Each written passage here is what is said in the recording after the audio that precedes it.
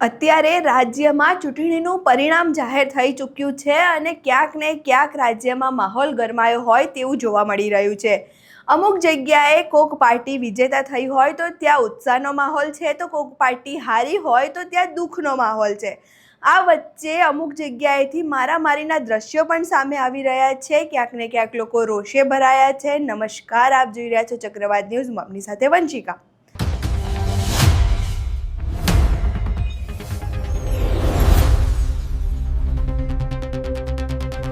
વાત કરીએ Surat ward number 18ની, તો ત્યાં ગાંધી એન્જિનિયરિંગ કોલેજ ખાતે મતગણતરી પૂર્ણ થતાં જ અફરાતફરીનો માહોલ સર્જાયો હતો।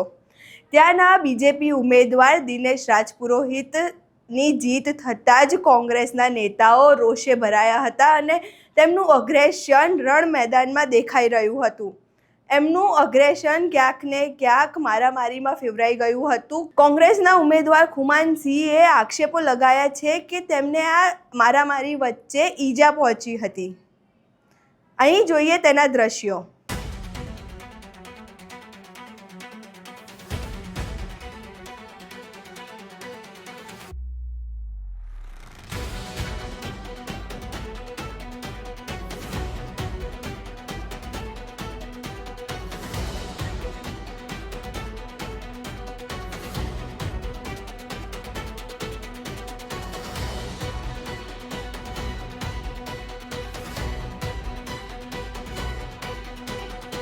જેમ તમે જોયું કે બંને પાર્ટીના કાર્યકર્તાઓ રોષે ભરાયા હતા। બંને પાર્ટીના કાર્યકર્તા વચ્ચે મારામારી થઈ હતી અને ઘટના સ્થળે પોલીસ પણ હાજર હતી, તો મામલો થોડો સુલઝવામાં આવ્યો હતો। હવે વાત કરીએ ધોળકાની, તો ધોળકામાંથી પણ પથ્થરમારાના સમાચાર સામે આવી રહ્યા છે। ધોળકામાં પણ પથ્થરમારો થયો હતો। ત્યાંના મૂરકુવા વિસ્તારમાં કોંગ્રેસની વિજય સરઘસ દરમિયાન અજાણ્યા શખ્સો દ્વારા પથ્થરમારો કરવામાં આવ્યો હતો અને આ પથ્થરમારા વચ્ચે ત્યાંના સ્થાનિક વ્યક્તિને ગંભીર ઈજા પહોંચી હોય તેવું સામે આવી રહ્યું છે। હવે વાત કરીએ આણંદ જિલ્લાના બોરસદમાં પણ ચૂંટણીના પરિણામ બાદ માહોલ ગરમાયો છે। વોર્ડ નંબર 5ના ઉમેદવાર વચ્ચે ઉગ્ર ઘર્ષણ જોવા મળી રહ્યું હતું। પોલીસ દ્વારા આ મામલો શાંત કરવામાં આવ્યો હતો।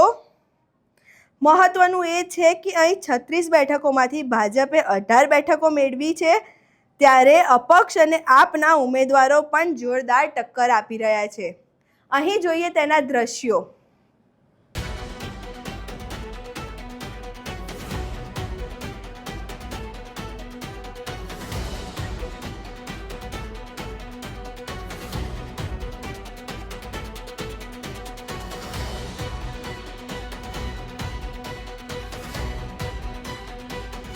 અહીં તમે જોયું કે ક્યાંક ઉત્સાહનો માહોલ છે તો ક્યાંક આવી મારામારીના દ્રશ્યો આ લોકશાહીના પર્વ પર સવાલ ઊભા કરી રહ્યા છે।